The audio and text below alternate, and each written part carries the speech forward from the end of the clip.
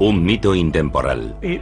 Fue el acontecimiento religioso más importante de la religión mesopotámica durante los siguientes 3000 años. O un hecho histórico. Los efectos de una bomba atómica en cada metro de su trayectoria. El fin del mundo. Para algunos, cuestión de fe. Es un conflicto global entre Dios y las fuerzas del mal. Para otros, una certeza científica. Es solo cuestión de tiempo que esos dos elementos confluyan. Y para un hombre, simplemente una elección. Empecé a dar órdenes. La mitad de la población destruida de inmediato. Apocalipsis. Es inevitable. El fin de los días. El juicio final. El Armagedón. En todas las épocas ha habido personas convencidas de que el fin estaba próximo. Desde que los primeros seres humanos trataron de comprender su propia creación, han estado obsesionados con su desaparición. Si el tiempo es una línea, eso significa que tiene un principio y un punto final. Algunos científicos creen que estamos fascinados con el apocalipsis porque ya ha ocurrido. Los acontecimientos que habrían visto y el cambio que estos habrían producido en el clima del planeta les habrían resultado inexplicables. Hoy en día, millones de personas creen que Dios destruirá el mundo de forma inminente. La mayoría de las personas de este mundo se han identificado tan plenamente con el mal que Dios no tiene más remedio que destruirlos. Pero no todas las visiones del fin involucran a alguna divinidad. El hombre ha alcanzado la capacidad de destruirse a sí mismo. Un misil tarda 30 minutos en llegar desde los Estados Unidos hasta Rusia. Conforme la ciencia avanza, nuestra visión del apocalipsis sigue evolucionando. Es solo cuestión de tiempo que veamos un virus con un potencial patógeno muy elevado. Desde que existen las civilizaciones, algunas han sido devastadas por sus enemigos más pequeños y letales. Los virus. La peste de Justiniano doblegó al Imperio Bizantino en 541, matando hasta 10.000 personas al día en Constantinopla. Siglos más tarde, unas bacterias que pasaron de una rata a los humanos cambiaron el curso de la historia de Europa a mediados del siglo XIV. La peste negra acabó con 75 millones de personas, un tercio de la población mundial. Se calcula que en 1918 la gripe española mató a 15 millones de personas en 2 años.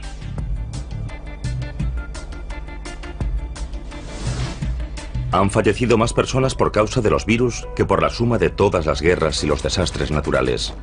Sin embargo, olvidamos constantemente el pasado, como si no quisiésemos afrontar la posibilidad de una pesadilla futura. Un apocalipsis vírico capaz de provocar la extinción de la humanidad.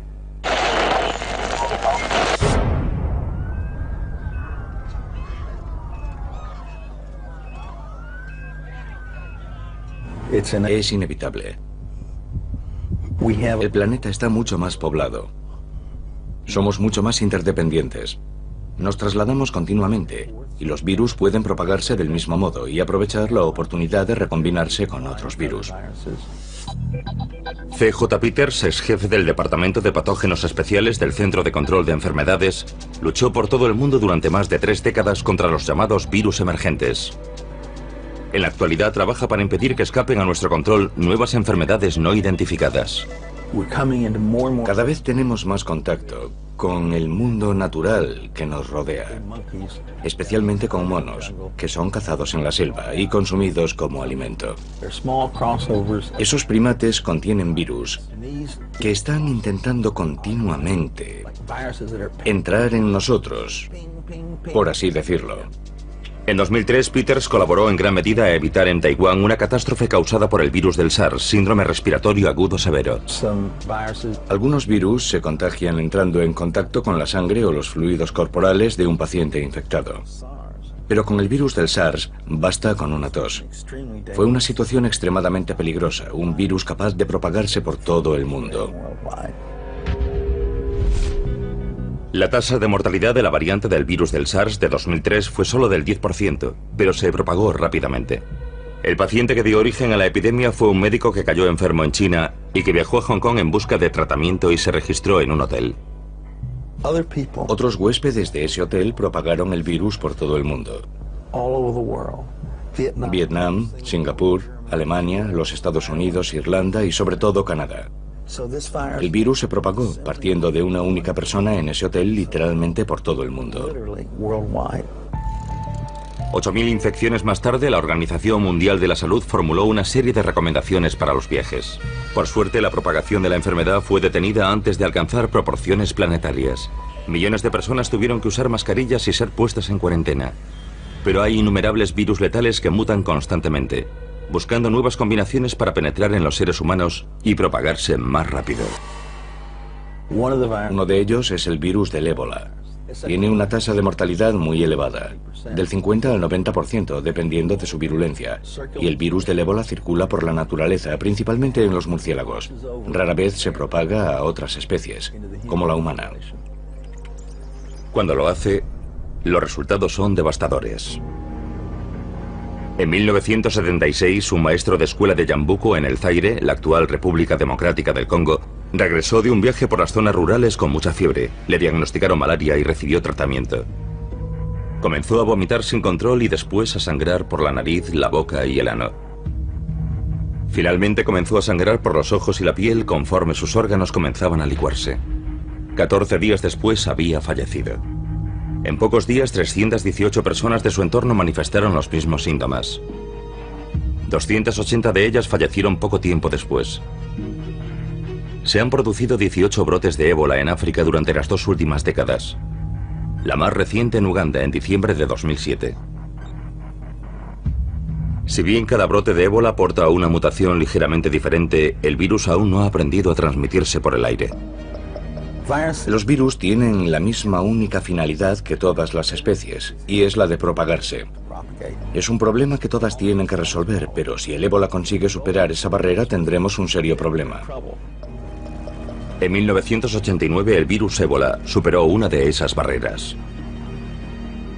Entonces trabajaba en Fort Detrick, Maryland, en un laboratorio, el Instituto de Enfermedades Infecciosas del Ejército de los Estados Unidos. Y uno de mis colegas entró con una microfotografía y me preguntó, ¿qué crees que es esto? Y le dije, una microfotografía del virus del ébola. Y dijo, ¿y si te dijera que procede de un mono de arresto en Virginia? Y contesté, joder.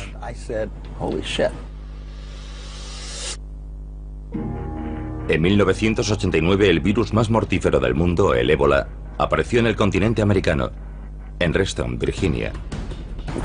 Cuando nos enfrentamos a una enfermedad para la cual no tenemos tratamiento ni vacuna, debemos tomar medidas extremas. El virus se estaba propagando desde un centro de cuarentena de monos. Organizamos un grupo de personas del laboratorio que tenían experiencia en el trabajo con virus de riesgo de nivel 4. Al principio se propagaba de la misma manera que las cepas humanas del virus del ébola se propagan en África. Intentamos por todos los medios analizar la propagación de sala en sala. Estaban reutilizando agujas y jeringuillas de un mono a otro. Interrumpimos esa práctica en la instalación y siguió extendiéndose. Era evidente que lo que estábamos haciendo para evitar su avance no estaba funcionando. La única explicación posible era que el virus se estuviese propagando a través de los conductos de ventilación. Se propagaba por el aire como la gripe. Cundió el pánico. Las autoridades estatales y locales cooperaron con la División del Ejército y del Centro de Control de Enfermedades para poner en marcha una contención absoluta. No hubo infecciones en seres humanos, pero si un virus del ébola que se propagase por el aire hubiese salido de aquellas instalaciones, las consecuencias hubiesen sido inimaginables. Temíamos que aquel virus pudiese ser infeccioso no solo para los monos, sino también para los humanos. Entonces no teníamos forma de saber lo peligroso que era. De modo que suministramos a todos los monos un anestésico y los incineramos. No había otra opción. Fue triste, pero tuvieron que morir 500 monos para contener aquel virus. El brote parecía haber terminado. Como precaución, todos los empleados del laboratorio fueron examinados en busca de infecciones. Después de limpiar todo el lugar, resultó que algunos de los cuidadores mostraban indicios de infección del virus, pero no enfermaron. Se trataba de una cepa poco frecuente del virus del ébola que parecía poco virulenta para los seres humanos, pero muy virulenta para los monos. El ébola había encontrado la forma de propagarse por el aire e incluso infectar a las personas, pero por alguna razón había perdido la capacidad de hacer que enfermasen, algo que ya había logrado antes. ¿Cuándo podría tardar un virus como el ébola en añadir un arma más a su arsenal y alcanzar la capacidad de desencadenar un apocalipsis vírico a escala planetaria? Si analizamos los brotes de nuevas versiones de enfermedades ya conocidas y de enfermedades nuevas, vemos que sin duda han aumentado en los últimos 50 años. Personalmente, creo que seguirán aumentando y que también su porcentaje seguirá aumentando.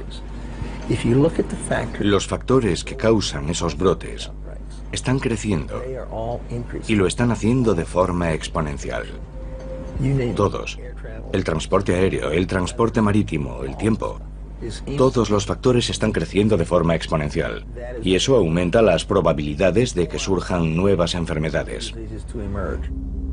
No sabemos el número de virus diferentes que hay en el mundo. Sabemos que hemos contado e identificado unos 2000 aproximadamente. Ese es el número de virus que conocemos. Y millones y millones y millones de copias de cada uno en cada uno de ellos se están reproduciendo y dando lugar a mutaciones, minuto a minuto.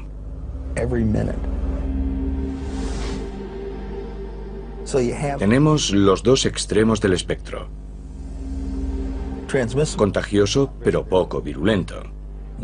Poco contagioso, pero muy virulento. Y es solo cuestión de tiempo que ambos acaben coincidiendo. Es algo inevitable.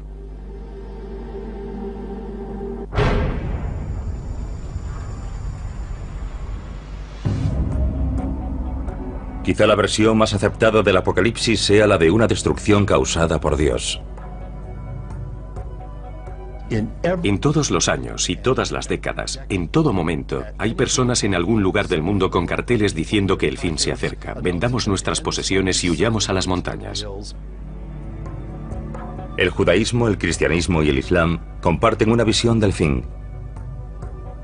Un día del juicio final durante el cual el mundo será destruido y los elegidos lograrán la vida eterna. Esa concepción apocalíptica que tanto ha influido en el judaísmo, el cristianismo y el islam procede en parte de la antigua Persia, de los antiguos zoroastrianos. Los zoroastrianos de aquella época a menudo tenían una concepción dualista. El mundo es el campo de batalla de la lucha entre el bien y el mal. Ya en el siglo XII a.C., los zoroastrianos creían vivir inmersos en un conflicto entre el orden y el caos. Finalmente el orden prevalecería, señalando el final del tiempo y la reestructuración del universo. Uno de los aspectos más interesantes desde el punto de vista apocalíptico es el hecho de que, por lo general, durante los momentos de aflicción y angustia, el apocalipsis es muy popular. En la actualidad, las profecías sobre el fin de los días han generado una megaindustria. Libros, programas de televisión y radio transmitidos a todo el mundo generan decenas de millones de dólares para los pastores armagedonistas solo en los Estados Unidos. Pero ¿cómo concilian los armagedonistas su vida cotidiana con la creencia en un final inminente? Jesús vendrá. Dios vendrá y destruirá el mal en todo el mundo. Steve Wolber tiene 49 años y es un pastor del fin de los días. Es el propietario de White Horse Media, un grupo cristiano que crea programas de televisión y radio sobre la relevancia del fin de los tiempos. Actualmente está escribiendo su 16º libro sobre las profecías. La mayor parte de su trabajo se ha centrado en uno de los libros de la Biblia, el Apocalipsis. Lo que captó mi interés no fue solo la historia de su vida, sino el libro del Apocalipsis y el concepto de que las profecías no solo predijeron que vendría una vez, sino que regresaría. El mal está por todo el mundo. En el Apocalipsis hay misterios que necesitamos comprender. Existen organizaciones cristianas por todo el país, yo diría que cientos, y muchas de ellas se centran en las profecías, como la nuestra. Pero nosotros creemos que muchas de ellas no comunican una información precisa. Una de nuestras especialidades es separar los hechos de la ficción en las profecías de la Biblia y los acontecimientos relacionados con el fin de los tiempos, y ofrecer una perspectiva más general. Lo que nos diferencia es la verdad. Envíenos sus preguntas. Hoy hablaremos del Armagedón, del libro del Apocalipsis. Steve no llegó a la devoción religiosa por el camino más directo. Como muchos otros adolescentes de los años 70, el cristianismo no era en absoluto una de sus prioridades. Crecí en Hollywood Hills, en un hogar judío muy laico. No sabía nada de Dios ni de la Biblia. Cuando tenía 14 años, un amigo me ofreció un cigarrillo y me pasé 6 años fumando marihuana. La marihuana me llevó al alcohol, y a la cocaína y al LSD. 2 de mis amigos murieron por sobredosis de drogas. Con el tiempo empecé a pensar que estaba yendo en la dirección equivocada y necesitaba ayuda. Un día estaba en Palm Springs con un grupo de amigos durante unas vacaciones de primavera. Había una camioneta y en la parte trasera iba un grupo de cristianos. Les dije, soy ateo. Uno de ellos me oyó, me apuntó con su altavoz y me dijo, eres un idiota. Cuando llegue el día del juicio descubrirás que estás en el bando equivocado. Recuerdo que escuché aquello y me quedé atónito, con la boca abierta. Mis ojos se abrieron espiritualmente y vi a Jesús como el Mesías. Cuando lo vi, tomé por fin una decisión. Eso ocurrió hace 29 años y desde entonces no he vuelto a consumir drogas ni alcohol. Cada día a las 5 de la tarde Steve sale de su oficina de Fresno y conduce 40 kilómetros hasta su casa en las montañas. Ser padre me ha enseñado mucho sobre mi Padre del Cielo. A mi hijo y a mí nos encanta salir a plantar semillas. Pasado un tiempo, podemos ver su fruto. El tomate, el calabacín o los guisantes. Y el fruto está conectado a la raíz. Las raíces espirituales del mal del mundo son sobrenaturales. Esas raíces son Satanás y sus ángeles. Cuando veo a mi familia, a mi hijo y a mi hija, tiemblo al pensar que crecerán en este mundo. El verdadero mal está ahí fuera. Y deseo que llegue el día en que Jesús vendrá a poner fin al mal y nos llevará a un nuevo mundo que es perfecto y bueno y lleno de amor. Deseo que ese día llegue lo antes posible. Ven, Señor Jesús.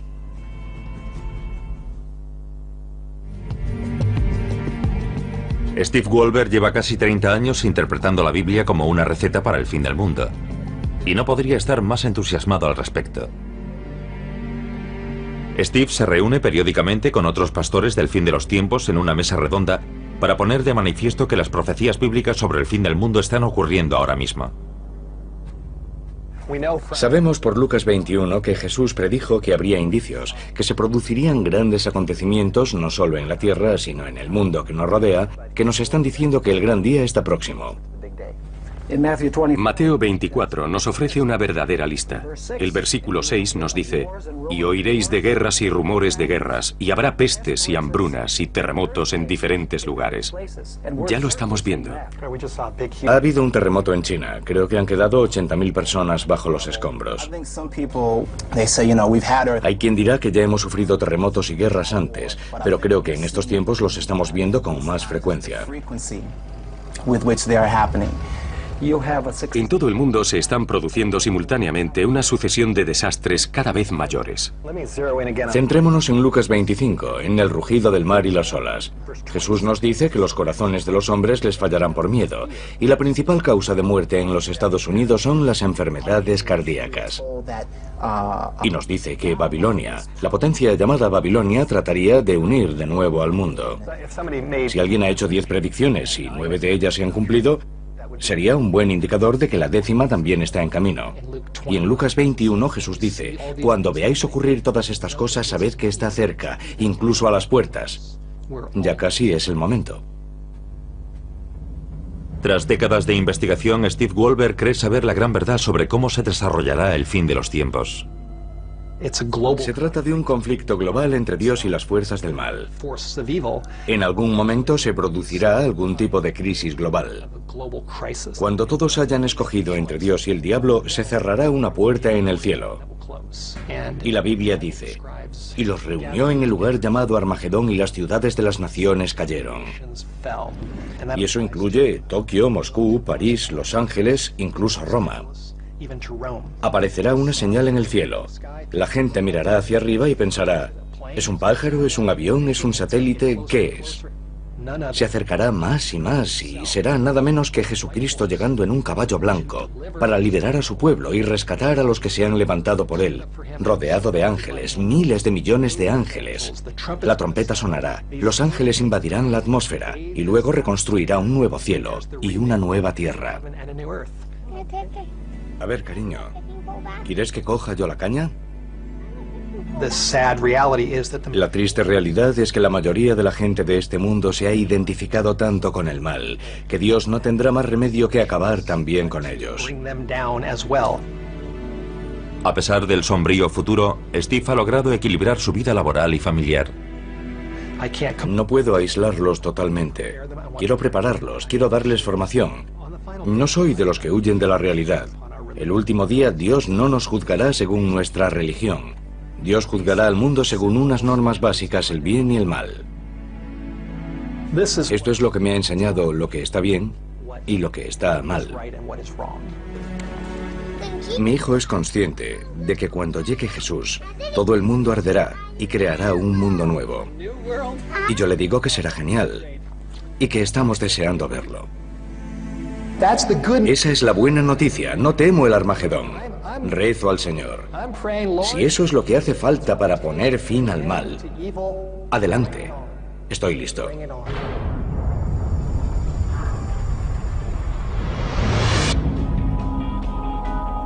Algunos de los mitos más antiguos de los que se tiene noticia hablan del fin del mundo. La literatura apocalíptica ha sido utilizada en todas las épocas por diversos tipos de creyentes en todo tipo de formas. Se ha utilizado como una especie de garrote para asustar a la gente. El diluvio de Noé, la destrucción del templo de Salomón, la caída de las murallas de Jericó. Hay innumerables ejemplos de la ira de Dios castigando a los impíos. Todo este simbolismo es una forma de hablar sobre un acontecimiento que hará temblar la Tierra y el cosmos. Porque, después de todo, lo que se nos dice es que se producirá una intervención divina, y eso tiene que ser importante. Pero una de las historias sobre destrucción divina destaca sobre todas las demás, la de Sodoma y Gomorra. En ella se nos dice que Dios las borró de la faz de la tierra.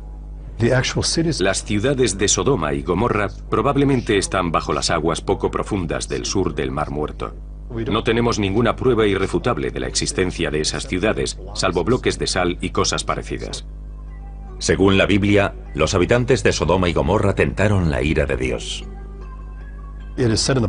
La Biblia dice que Sodoma y Gomorra se habían entregado a la carne y a la inmoralidad, y que Dios destruyó ambas ciudades enviando fuego y azufre por causa de tal corrupción.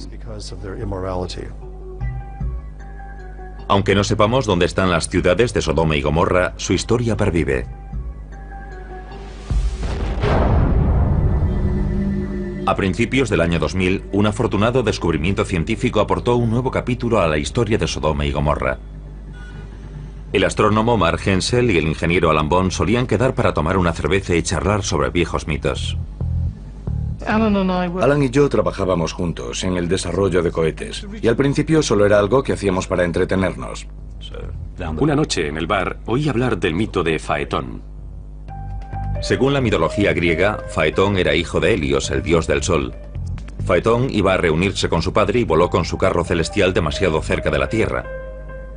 Parte de la Tierra resultó calcinada y finalmente el carro se estrelló matando a Faetón. Platón escribió acerca del mito de Faetón en el Timeo, su tratado teórico sobre física universal. Platón deja muy claro que el mito de Faetón no es un mito, sino algo que ocurrió realmente. Un sacerdote egipcio contó a uno de los antepasados de Platón que los objetos celestes son inestables y a veces ocurren esas cosas. Bond descubrió que otros mitos contenían referencias similares a objetos abrasadores que caían desde el cielo, diezmando regiones del antiguo Mediterráneo, entre ellas la supuesta ubicación de Sodoma y Gomorra. Buscamos otros mitos y leyendas que pudiésemos relacionar con ella e intentamos agruparlos según el lugar en donde ocurrían o el aspecto que pudo haber tenido un fenómeno celeste para dar lugar a un mito de este tipo. Algunos mitos hablan de fuego en el cielo, mientras que otros hablan de devastación en la superficie. Uno de estos mitos es la historia de Deméter, la diosa griega de la cosecha. Cuando su hija Perséfone fue raptada por Hades, el señor del inframundo, Deméter la buscó en vano por la tierra. Descuidó su deber de cuidar los cultivos y su pena dejó un rastro de tierra abrasada.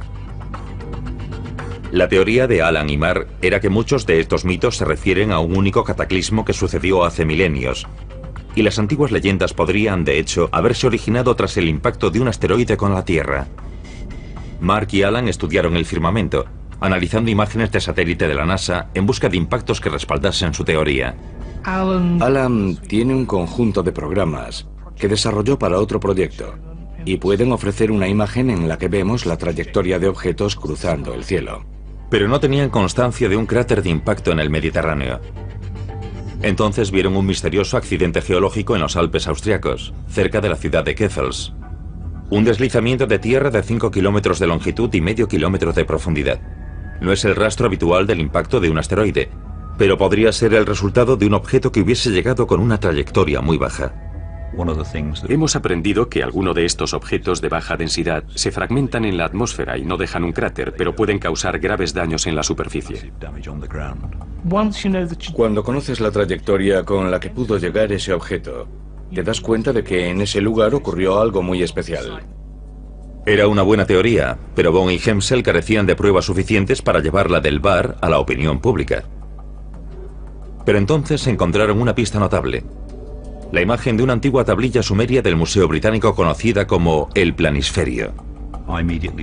Inmediatamente me puse en guardia y pude ver que en aquella curiosa tablilla sumeria figuraban muchas referencias como la constelación de Piscis, que aparecía con mucha claridad. Era un documento con muchos elementos astronómicos. Nos dice cómo era el cielo aquella noche, cómo estaban situados los planetas, las posiciones de las constelaciones en el cielo. Utilizando programas informáticos astronómicos, Bond y Hemsel se dieron cuenta de que aquella disposición de estrellas y planetas representada en el planisferio había tenido lugar más de 5.000 años atrás. La tablilla era un esquema del cielo nocturno anotado por un antiguo astrónomo. La tablilla está escrita en sumerio, con caracteres cuneiformes. Entonces ninguno de nosotros sabía leer sumerio. Así que debíamos aprender a leer la escritura cuneiforme para luego traducir la tablilla. Cuando empezaron a descifrar el planisferio, vieron que habían descubierto algo importante. Esa tablilla mostraba el acontecimiento religioso más importante de toda la región mesopotámica.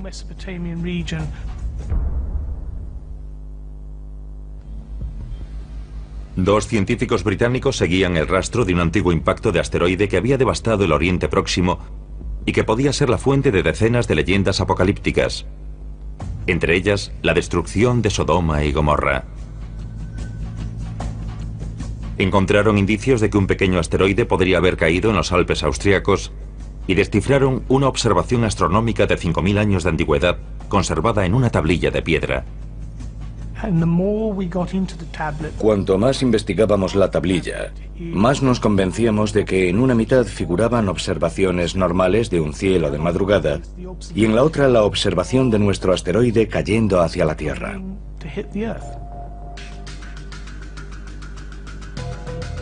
El objeto fue visto durante unos 4 minutos y medio. Se parece a la Luna, pero su tamaño es una décima parte.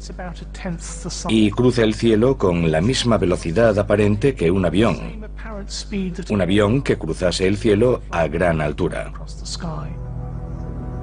Era la venganza de Dios cayendo sobre Sodoma y Gomorra. Un asteroide con un diámetro de más de 1 kilómetro acercándose a la Tierra a 14 kilómetros por segundo. Creamos un programa informático que da una imagen de este objeto cruzando el cielo. Conocemos la fecha y la hora con un margen de 10 minutos, porque se trata de una observación muy precisa. Sucedió a las 4:23 de la madrugada del 29 de junio del año 3123 a.C. Desde el punto de vista del astrónomo sumerio, el asteroide habría desaparecido en el horizonte 4 minutos y medio después de que comenzase a tomar notas. 30 segundos después, el asteroide sobrevolaba Grecia, donde entró en la atmósfera de la Tierra. La gigantesca bola de fuego en el cielo de Atenas podría haber generado el mito de Faetón y la caída de su carro. En ese momento estaría generando una inmensa onda de choque. En el momento en que estuviese en el extremo norte del Adriático, estaría produciendo cada 10 metros de su trayectoria el equivalente a una bomba atómica de la Segunda Guerra Mundial en términos de rendimiento explosivo. Y cuando estuviese sobre los Alpes suizos, acercándose a Keffels, podríamos compararlo con una bomba atómica en cada metro de su trayectoria. Y en las últimas fases de su vuelo, roza la cumbre de una montaña llamada Ganskogel, que se encuentra en la parte occidental del valle. El asteroide roza la cumbre de 5 montañas y luego explota en el aire con la potencia de 1000 bombas como la de Hiroshima.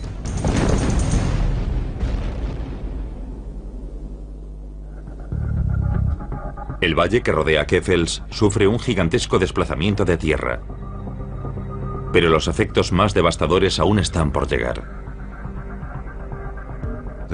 El fenómeno más llamativo que se produciría tras la explosión sería una gran columna de humo. Gran parte del material que formaba el objeto, tal vez incluso alguno que formaba parte del suelo, caería por la columna de humo. Según cálculos aproximados, la columna de humo ascendería unos 900 kilómetros hacia el espacio y no caería en forma de polvo inofensivo al entrar de nuevo en la atmósfera. Produciría un enorme aumento de calor en la superficie, quizá en unos 2000 kilómetros cuadrados o incluso más. La temperatura podría haber ascendido hasta alcanzar la combustión, incendiándolo todo. Personas que estuviesen a la intemperie, objetos de madera, tejados de casas, ese tipo de cosas. La columna de humo abrasador habría causado estragos en el sur del Mediterráneo. El fuego y los escombros habrían causado una destrucción masiva de tierras y cultivos, algo que podría haber dado origen al mito de Demeter. Pero una región se llevó la peor parte. Sodoma y Gomorra se encontraban en el epicentro del desplome de la columna de humo. Los acontecimientos que habrían presenciado y el cambio que habría sufrido el clima del planeta les habrían resultado inexplicables. Según parece, sin duda en el mundo griego y el mesopotámico, y posiblemente en el mundo egipcio, la gente modificó esencialmente su religión y su dios principal. Surgieron mitos. Los antiguos dioses murieron y otros nuevos ocuparon su lugar. Los supervivientes habrían buscado una razón por la cual Dios habría hecho llover fuego sobre ellos. Algunos habrían culpado a sí mismos y habrían cuestionado su moralidad.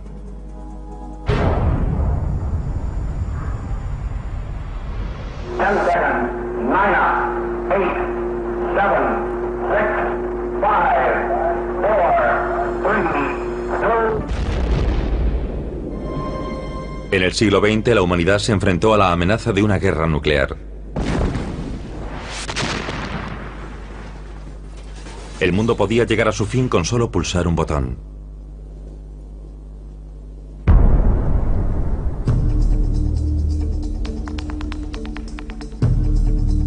Las mentes que crearon el arma definitiva creían que sería la clave para lograr la paz en la Tierra.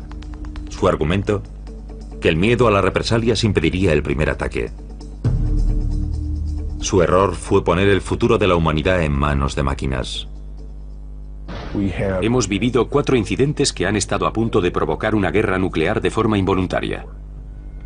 El 9 de noviembre de 1979, 4 centros nucleares del mando estadounidense registraron un ataque nuclear soviético a gran escala. El Pentágono se puso inmediatamente en alerta máxima.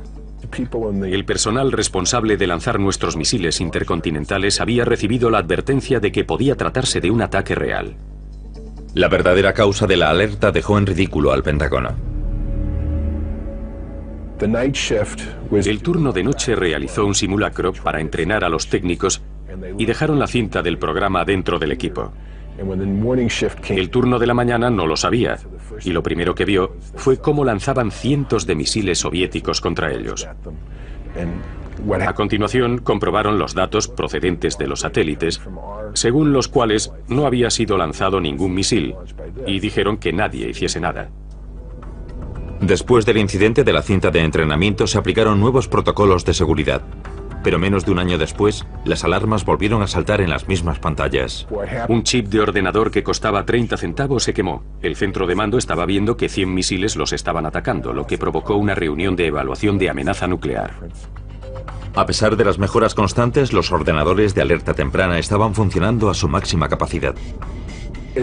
Un misil tarda 30 minutos en llegar desde Rusia hasta los Estados Unidos o desde los Estados Unidos hasta Rusia por el Polo Norte. En aquel entonces, tanto los Estados Unidos como la Unión Soviética estaban paralizados en un punto muerto nuclear. Los misiles podían lanzarse cada vez más rápido y a la menor provocación. Y los soviéticos estaban intentando poner en marcha un sistema de alerta temprana con el que poder detener un primer ataque de los Estados Unidos que pudiese acabar por completo con su arsenal nuclear. A principios de 1983, Stanislav Petrov era teniente coronel de las Fuerzas de Misiles Estratégicos Soviéticos, especializado en el desarrollo de un sistema de alerta nuclear por satélite, diseñado para detener un primer ataque estadounidense. Después de graduarse, fue enviado a una nueva instalación de alerta temprana, Serpukhov 15, situada cerca de Moscú. Cuando llegamos, solo había unas pocas casas. Nadie sabía nada. No había nada. Tuvimos que empezar todo desde cero. Trabajábamos en el edificio principal, donde se desarrollaba el sistema de alerta Cometa, un sistema espacial bastante complejo. El satélite orbitaría cubriendo la zona que estaba bajo la amenaza de los misiles de los Estados Unidos. El nuevo sistema ruso de alerta se componía de 9 satélites que observaban la superficie de los Estados Unidos. Cualquier lanzamiento sería detectado rápidamente mediante la observación de las estelas de los cohetes sobre el horizonte. Al menos esa era la idea de los soviéticos. Teníamos una pantalla de reconocimiento que ocupaba una pared entera y mostraba todo el planeta y el territorio de los Estados Unidos. En ella aparecía el alcance de sus misiles. Había exactamente 1000 misiles en 6 bases. La tarde del 29 de septiembre de 1983, el coronel Petrov se hizo cargo del mando de Serpukhov 15 como oficial de guardia. Hicimos el trabajo de rutina y el tiempo iba pasando. Hacia las 10 de la noche habíamos terminado de cenar y tomar el té. Nuestro turno estaba terminando cuando algo irrumpió en la órbita. Todo iba bien. Estábamos preparados para cualquier imprevisto. Y sucedió uno de esos imprevistos.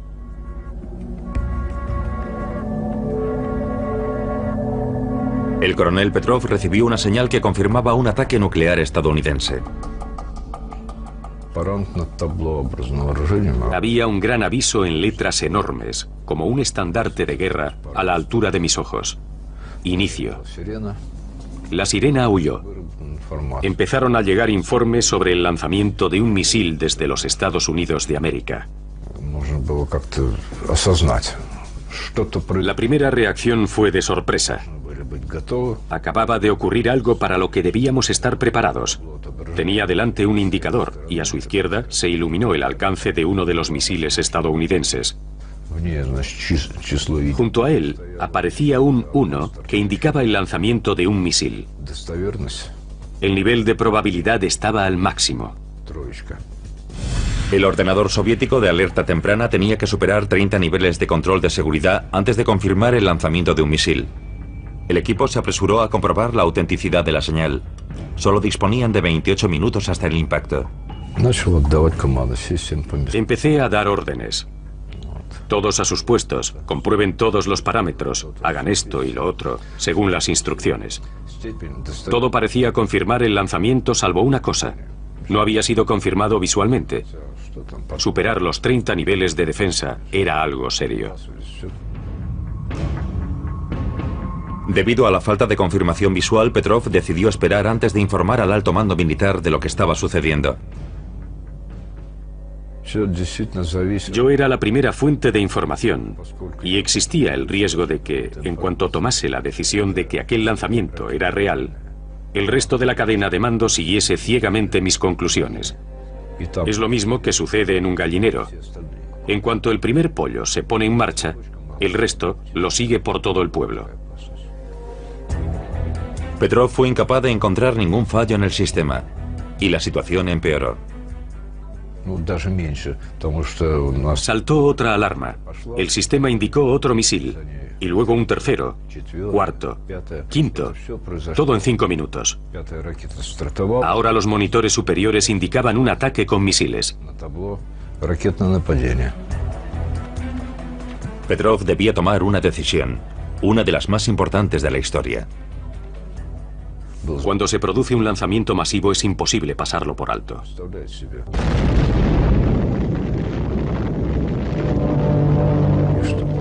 La mitad de la población es destruida de inmediato. Habían pasado ya 12 minutos. Si Petrov hubiese informado entonces al alto mando, este solo habría dispuesto de unos minutos para aconsejar al secretario general Yuri Andropov si debía lanzar un contraataque. Tuve que tomar una decisión.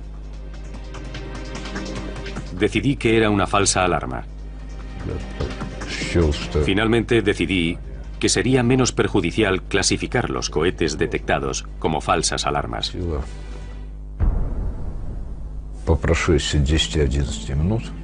Después de 10 u 11 minutos, todos respiramos aliviados. Las estaciones de radar sobre el horizonte no encontraron nada, y la decisión que había tomado fue confirmada. Había sido una detección falsa. La detección falsa había sido causada por una alineación poco frecuente de luz solar que la Tierra había reflejado en las lentes del satélite. El incidente avergonzó al mando militar del ejército soviético. Petrov se convirtió en el chivo expiatorio y fue jubilado anticipadamente. En enero de 2006, Petrov fue homenajeado en una ceremonia celebrada en la sede de las Naciones Unidas. La prensa occidental lo consideró el hombre que salvó el mundo. Otra de las razones por las que el fin del mundo despierta tanta fascinación en la actualidad es el hecho de que cada vez somos más conscientes de todas nuestras interesantes y en ocasiones diabólicas posibilidades para acabar con nosotros mismos. Todos sabemos algo sobre armas de destrucción masiva, sobre la guerra nuclear, sobre enfermedades terribles que pueden diezmar una población. Hoy sabemos más acerca de todo ello de lo que jamás supimos en el pasado. Al margen de cualquier convicción religiosa, sabemos que existen formas de destruirnos a nosotros mismos.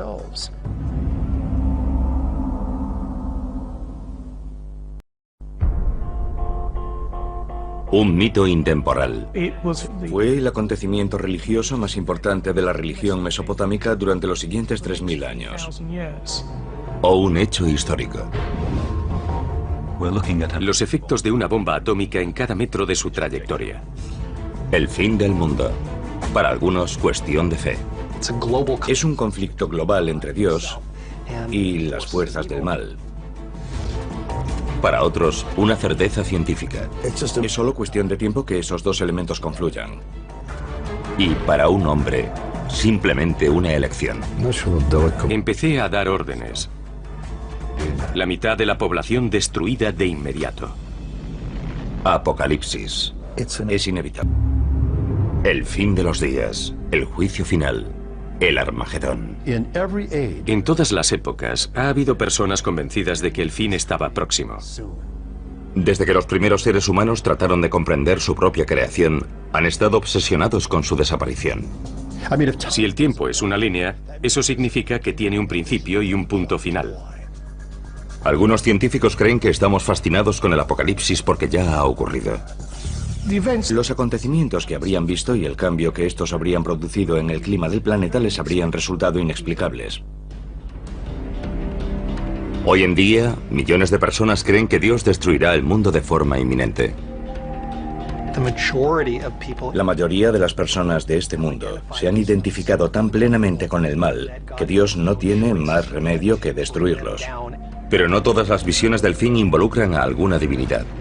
El hombre ha alcanzado la capacidad de destruirse a sí mismo.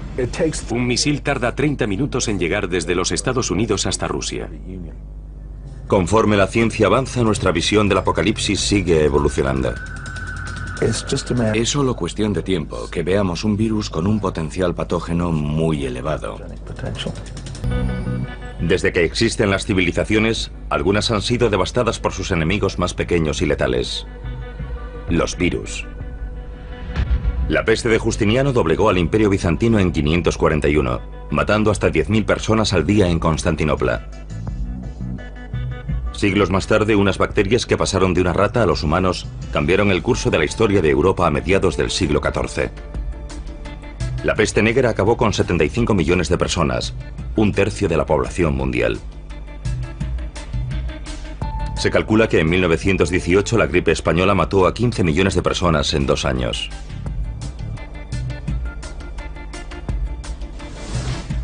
Han fallecido más personas por causa de los virus que por la suma de poner en marcha una contención absoluta. No hubo infecciones en seres humanos, pero si un virus del ébola que se propagase por el aire hubiese salido de aquellas instalaciones, las consecuencias hubiesen sido inimaginables. Temíamos que aquel virus pudiese ser infeccioso no solo para los monos, sino también para los humanos. Entonces no teníamos forma de saber lo peligroso que era. De modo que suministramos a todos los monos un anestésico y los incineramos. No había otra opción.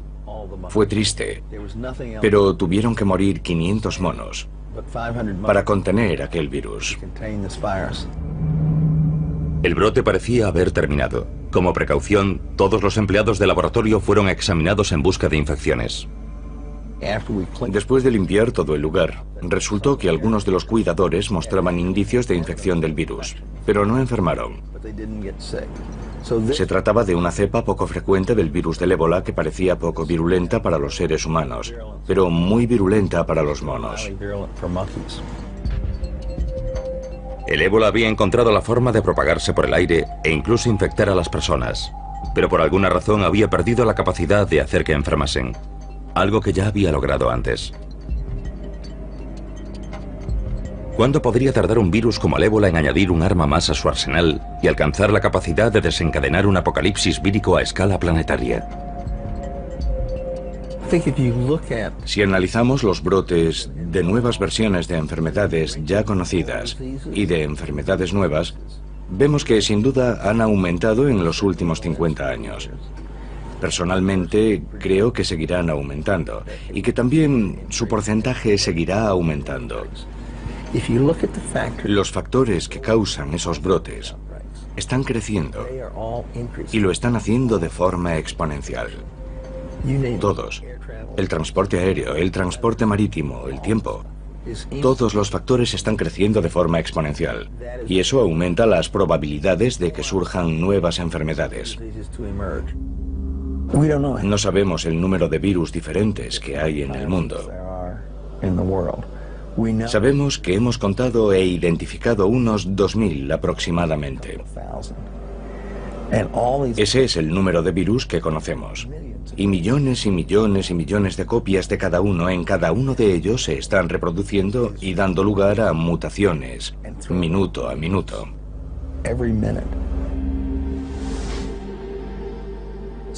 Tenemos los dos extremos del espectro.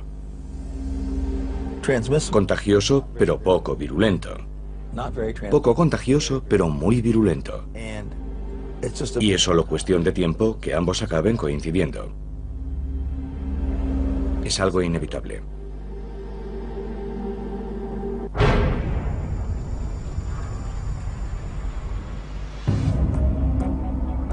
Quizá la versión más aceptada del apocalipsis sea la de una destrucción causada por Dios.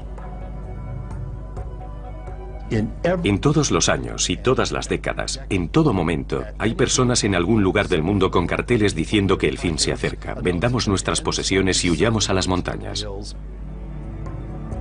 El judaísmo, el cristianismo y el islam comparten una visión del fin. Un día del juicio final durante el cual el mundo será destruido y los elegidos lograrán la vida eterna. Esa concepción apocalíptica que tanto ha influido en el judaísmo, el cristianismo y el islam procede en parte de la antigua Persia, de los antiguos zoroastrianos. Los zoroastrianos de aquella época a menudo tenían una concepción dualista. El mundo es el campo de batalla de la lucha entre el bien y el mal. Ya en el siglo XII a.C., los zoroastrianos creían vivir inmersos en un conflicto entre el orden y el caos. Finalmente el orden prevalecería, señalando el final del tiempo y la reestructuración del universo. Uno de los aspectos más interesantes desde el punto de vista apocalíptico es el hecho de que, por lo general, durante los momentos de aflicción y angustia, el apocalipsis es muy popular. En la actualidad, las profecías sobre el fin de los días han generado una megaindustria. Libros, programas de televisión y radio transmitidos a todo el mundo generan decenas de millones de dólares para los pastores armagedonistas solo en los Estados Unidos. Pero ¿cómo concilian los armagedonistas su vida cotidiana con la creencia en un final inminente? Jesús vendrá, Dios vendrá y destruirá el mal en todo el mundo. Steve Wolber tiene 49 años y es un pastor del fin de los días. Es el propietario de White Horse Media, un grupo cristiano que crea programas de televisión y radio sobre la relevancia del fin de los tiempos. Actualmente está escribiendo su 16º libro sobre las profecías. La mayor parte de su trabajo se ha centrado en uno de los libros de la Biblia, el Apocalipsis. Lo que captó mi interés no fue solo la historia de su vida, sino el libro del Apocalipsis y el concepto de que las profecías no solo predijeron que vendría una vez, sino que regresaría. El mal está por todo el mundo. En el Apocalipsis hay misterios que necesitamos comprender. Existen organizaciones. Todas las guerras y los desastres naturales. Sin embargo, olvidamos constantemente el pasado, como si no quisiésemos afrontar la posibilidad de una pesadilla futura. Un apocalipsis vírico capaz de provocar la extinción de la humanidad.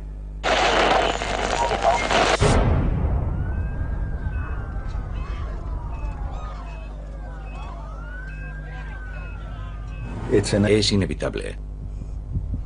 El planeta está mucho más poblado. Somos mucho más interdependientes. Nos trasladamos continuamente y los virus pueden propagarse del mismo modo y aprovechar la oportunidad de recombinarse con otros virus. C.J. Peters, ex jefe del Departamento de Patógenos Especiales del Centro de Control de Enfermedades, luchó por todo el mundo durante más de 3 décadas contra los llamados virus emergentes. En la actualidad trabaja para impedir que escapen a nuestro control nuevas enfermedades no identificadas. Cada vez tenemos más contacto con el mundo natural que nos rodea, especialmente con monos, que son cazados en la selva y consumidos como alimento. Esos primates contienen virus que están intentando continuamente entrar en nosotros, por así decirlo. En 2003, Peters colaboró en gran medida a evitar en Taiwán una catástrofe causada por el virus del SARS, síndrome respiratorio agudo severo. Algunos virus se contagian entrando en contacto con la sangre o los fluidos corporales de un paciente infectado. Pero con el virus del SARS basta con una tos. Fue una situación extremadamente peligrosa, un virus capaz de propagarse por todo el mundo. La tasa de mortalidad de la variante del virus del SARS de 2003 fue solo del 10%, pero se propagó rápidamente. El paciente que dio origen a la epidemia fue un médico que cayó enfermo en China y que viajó a Hong Kong en busca de tratamiento y se registró en un hotel. Otros huéspedes de ese hotel propagaron el virus por todo el mundo. Vietnam, Singapur, Alemania, los Estados Unidos, Irlanda y sobre todo Canadá. El virus se propagó partiendo de una única persona en ese hotel literalmente por todo el mundo. 8.000 infecciones más tarde, la Organización Mundial de la Salud formuló una serie de recomendaciones para los viajes. Por suerte, la propagación de la enfermedad fue detenida antes de alcanzar proporciones planetarias. Millones de personas tuvieron que usar mascarillas y ser puestas en cuarentena. Pero hay innumerables virus letales que mutan constantemente, buscando nuevas combinaciones para penetrar en los seres humanos y propagarse más rápido.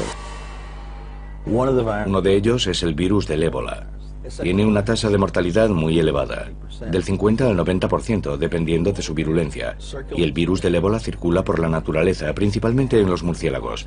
Rara vez se propaga a otras especies, como la humana. Cuando lo hace, los resultados son devastadores.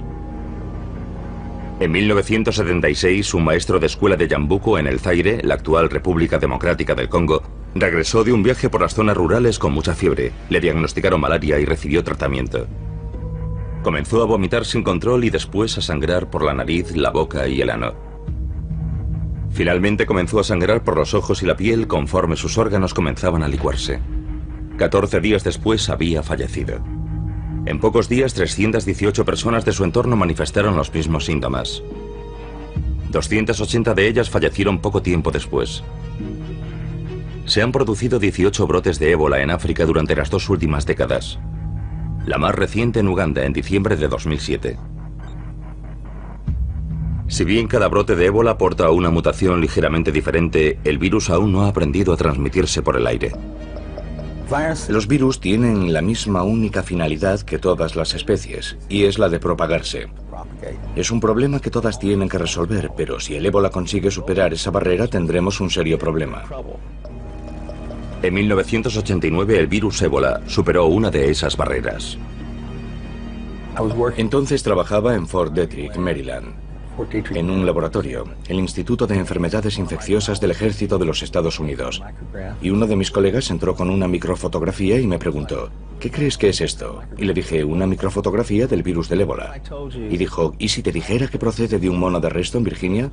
Y contesté, joder.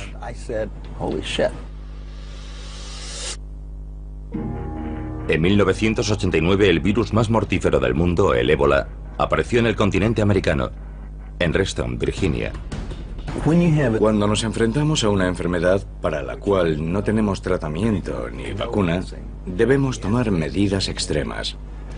El virus se estaba propagando desde un centro de cuarentena de monos.